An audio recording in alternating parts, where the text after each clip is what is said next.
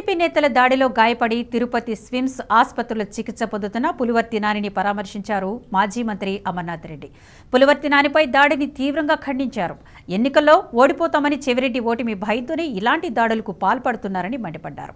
AP పోలీసుల తీరుపై తీవ్ర అసహనం వ్యక్తం చేశారు. పోలీసులు ఏకపక్షంగా వ్యవహరిస్తున్నారని, వైసీపీ నేతలను వదిలేసి కేవలం టీడీపీ నేతలను మాత్రమే అరెస్టు చేస్తున్నారని ఆరోపించారు. పులివర్తి నానిపై దాడి చేసిన వారిని వెంటనే అరెస్టు చేయాలని డిమాండ్ చేశారు.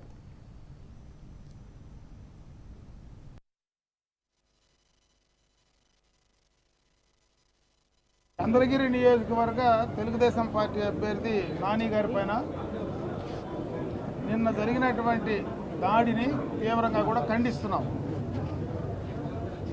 ఇది ప్రజాస్వామ్యంలో కరెక్ట్ అయినటువంటి పద్ధతి కాదు. రాష్ట్ర వ్యాప్తంగా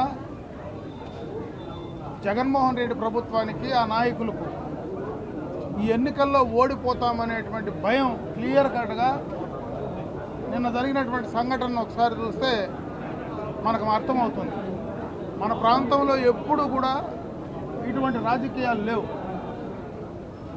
అందున ఇక్కడ ముఖ్యంగా చంద్రగిరి కానీ తిరుపతిలో కానీ ప్రశాంతంగా ఉండేటువంటి ప్రాంతం. ఇక్కడ ఒక ఫ్రాక్షన్ రాజకీయాల్లాగా తీసుకొచ్చేటువంటి పరిస్థితి ఈరోజు వైఎస్ఆర్ ప్రభుత్వంలో నడుస్తూ ఉంది.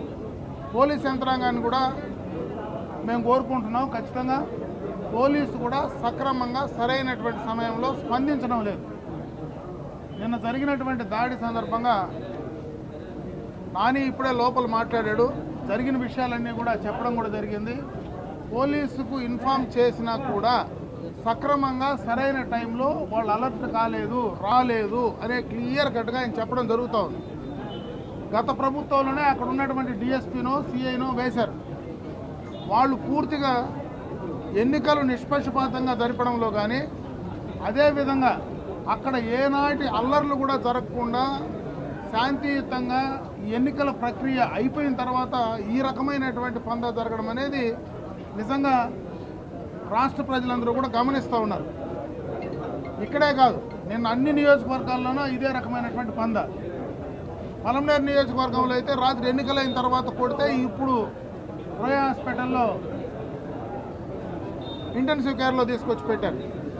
అంటే ఒకటి కాదు, అన్ని నియోజకవర్గాల్లో పుంగనూరులో చూస్తే అక్కడ ఒక రకం, తిరుపతిలో చంద్రగిరిలో చూస్తే ఇక్కడ ఒక రకం, ప్రశాంతంగా ఉండే కుప్పం పలమనేరులో కూడా ఇటువంటి రాజకీయాలు తీసుకొస్తూ ఉంటే జగన్మోహన్ రెడ్డి విధానాలు, ఆ యొక్క పార్టీకి సంబంధించినటువంటి నాయకులు ఏ రకమైనటువంటి ఆలోచన ధోరణి ఉందో మరి అర్థం చేసుకోవాల్సినటువంటి పరిస్థితి ఉంది.